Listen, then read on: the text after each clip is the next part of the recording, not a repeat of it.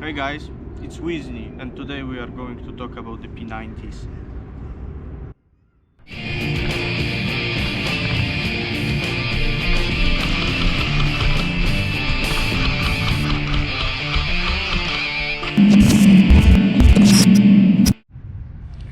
First we're gonna start out with the cheapest one, which is the Boy P90. Oh joy. Okay, so good things.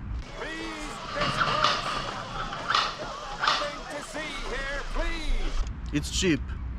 Second good thing, I didn't kill myself while using it. And last good thing is the high cap. Yes, you can witness high cap on P90. And I will even show you how it's working.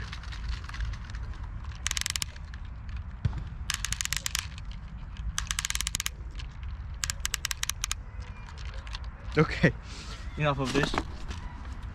What else can I say? So you have a rotary hop-up unit with a blue hop-up rubber. You adjust it right in this hole, Tokio Marui style, I would say. The battery compartment is pretty decent. There is no problem with fitting a battery like this. And a quick spring change, so you can adjust your FPS in less than a minute. God knows why would you like to do it. And basically that's everything about this replica. The problem is the replica came defective to me. The semi-auto is not existing. Literally, after 2 hours of using this replica, I wasn't able to shoot a single time from semi-auto. It was switching on its own to full auto or to safe. I don't know what else I can say. Maybe my replica is broken. The gearbox is pretty nice. It's of course full metal. The full auto speed is really nice. It's about 15 bbs per second on 7.4 LiPo.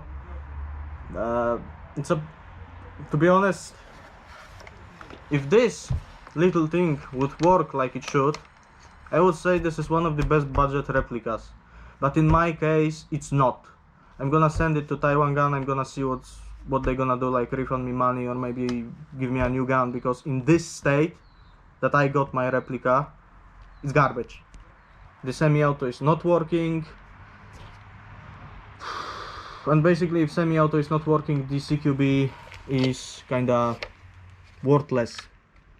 And trust me, I was trying my best, but you're gonna see on Cyma and Tokio Marui the differences between this part.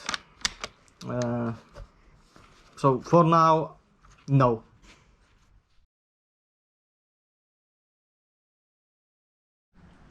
Now I'm gonna talk about my favorite P90.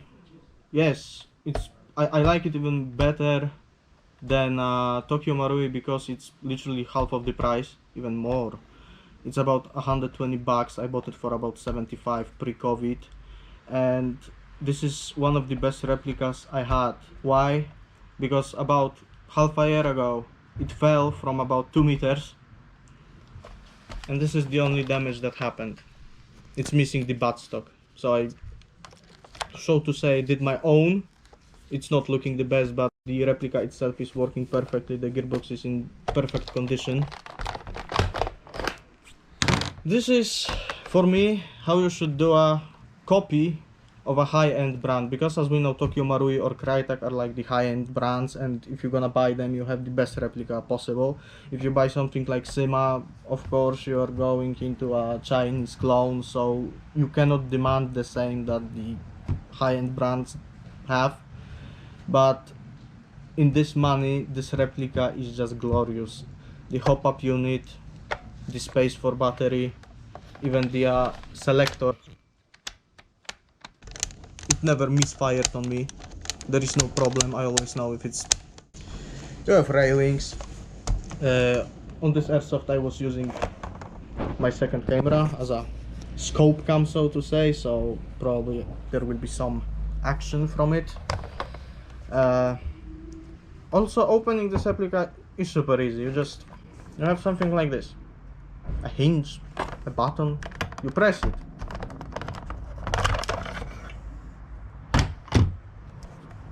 And basically that's it. That's the hop-up unit. The hop-up unit looks, well, it's plastic, it's kinda rotary. I have a standard barrel, nothing special, just China, you know, not much. We're gonna put it right here for a second. And from this perspective, you should be able to see the gearbox.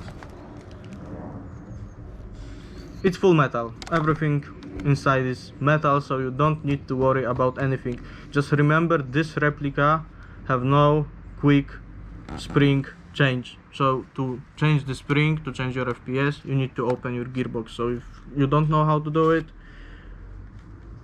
you may have a little problem, but saying it's mostly CQB gun, CQB field gun, just buy one with 350 FPS and that's it.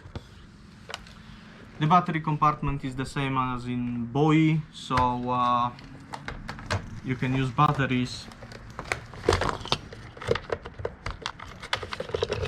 like this one, 2200 mAh, 7.4, works perfectly. I would not recommend using 11 volt LiPo because your gearbox will die without any kind of tuning. Hop-up unit itself is pretty nice. This replica stock effective range is about 30-35 meters. With this replica you don't have a high cap, you have a standard mid cap with some markings, you know, 5.7. ROF is about 13-14 bbs per second.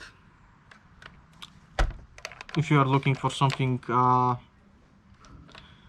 decent, let's say $150, and you don't want Tokio Marui or Crytek or G&G because you just cannot afford it, I would go with the Cyma without any hesitation.